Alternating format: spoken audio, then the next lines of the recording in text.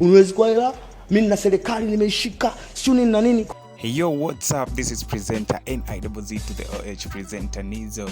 Na hii ni Trail TV 24 and this is Trail exclusive. So Rich Mavoko the billionaire, he's out again manze, na amekuwa akiongelea vitu ambavyo vilikuwa vinafanyika WCB, ambayo ni record label chini ya usimamizi wa Diamond Platnumz, na pia amekuwa akionekana kumjambulia Diamond na other artists wenye alikuwa naye ndani ya hiyo label. If you remember, kuna ile kauli alisema Jibebe the hit song ambayo ilifanywa na Mbosso Lava na Diamond. Anasema Mbosso alitumia some of his melodies na lines ama verse, na the producer of the song Liza alisema that's news to him, yeye ndiye anasikia mara ya kwanza, but according to Liza narration, hii story ni kama iko na coincidence fulani. Ilikuwaje studio session ya Jibebe? Kwanza binafsi hicho ni kitu kipya kwanza mimi nimesikia. Yaani kitu kipya kwa sababu najua Mbosso kwanza ndo alikuwa msanii wa mwisho kuingiza kwenye ule wimbo. Hadi Diamond akawa anampigia simu anamwambia tutakufuta kwenye wimbo. Wenzie tumeshaandika tayari, tushaingiza, wewe unakimbia. Sijui unaelewa. Kwa hiyo siku anampigia simu mara mwisho Mbosso alikuwa kwenye gari.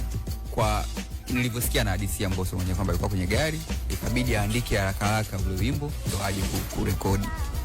Sasa nikisikia tena habari kwamba kuna vitu ameviimba vya yani nashindwa kuelewa.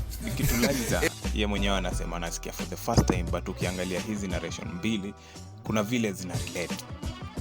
Now, so Mavoko pia amekuwa on the rant akimsema Harmonize Konde Boy alikuwa anamsnitch kwa Diamond, na pia vile manager wa Diamond Salam alikuwa so arrogant, especially ku deal na issues za artists, kwamba akona anger issues na he is very short tempered, but pia amemsifia sana Babu Tale. Alikuwa the unifying factor, alikuwa ule mse anataka waongee wa solve vitu, wasuluhishe vitu.